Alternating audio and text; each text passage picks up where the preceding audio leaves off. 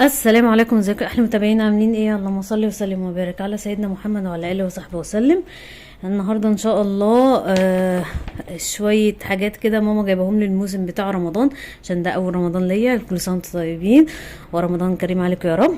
شايفين بقى الشنطه الحلوه دي؟ عليها كده رمضان يجمعنا، وعليها بتوع فنانيس دول، والحلوه دي انا اكيد. المهم هبتدي افتح شنطه شنطه من الشنط اللي عندي. ممكن نبتدي بالشنطتين دول،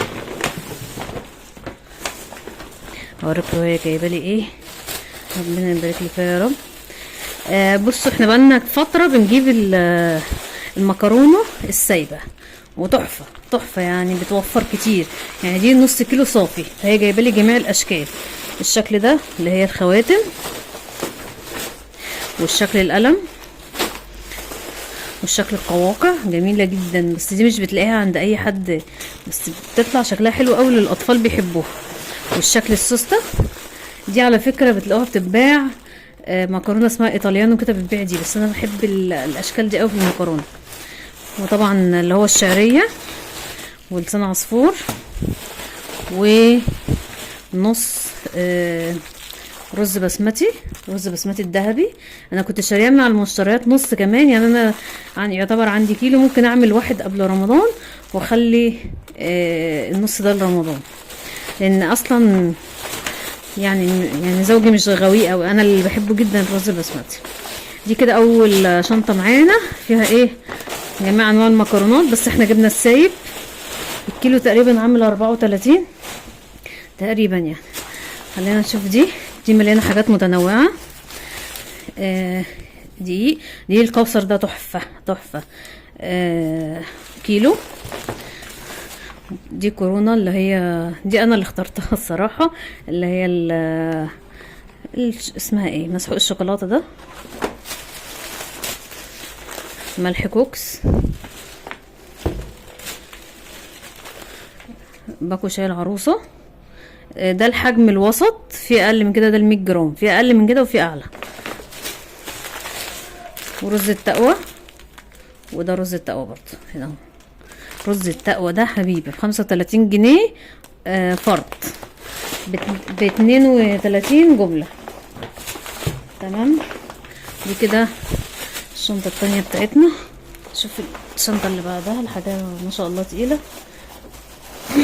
بسم الله. دي بقى الحاجات بتاعت رمضان. قمر الدين اسمه الكوثر. تمام.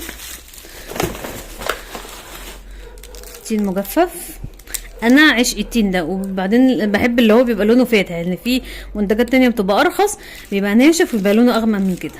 ماشي. ده تين مجفف برضو، ده سوري. وعندي كمان مشمشية، وده تمر هندي. انا بعشق التمر هندي الطازه ده اللي هو الطبيعي. وبلح اللي هو في النوع ده. احنا بنحب اللي هو البلح اللي هو بيبقى رطب، اللي هو بيبقى طري كده مجفف، لكن البلح الناشف خالص الصراحه ما لناش فيه. ده بيبقى مسكر كده يعني، حتى لما بيبل بيبقى مسكر وجميل كده. دول 2 بلح. ودول كيس فيه صوبيا بودر، ريحتها جميله. وده ايه؟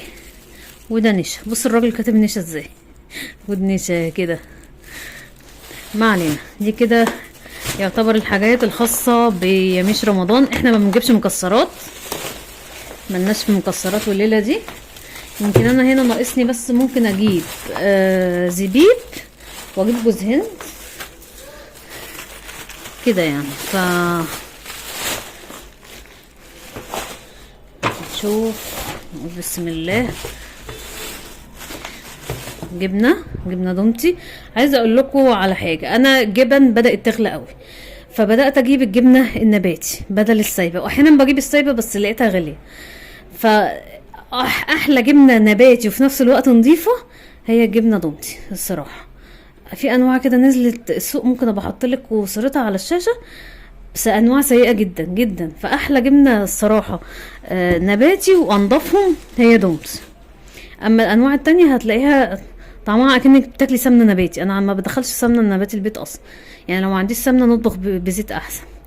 ده صلصه، ما رضيتش اجيب صلصه هاينز فعشان ما ننفعهمش، فجبنا دي اسمها دهشه، ما اعرفش ايه دهشه دي. وعندي لبن بخيره كيسين اهو، ربنا يبارك لي فيها ويحفظها هي وبابا يا رب. المهم ايه تاني؟ الشنطه لسه فيها مفاجآت. طيب دول كده زيت، ده زيت عباد. عايزه اقول لكم ماما بتستخدم الزيت العباد او الذره اللي زي كده النقي الحلو ده للطبخ. اما الزيت بتاع التموين ده بتاع القلي، فهي جايبه لي منه 2. المائده ده اهو، اظن في فرق يعني في اللون وفي النقاء ماشي. فالمائده ده جايبه لي 2 قلي وواحد ايه طبخ. وايه تاني؟ اخر شنطه بقى معانا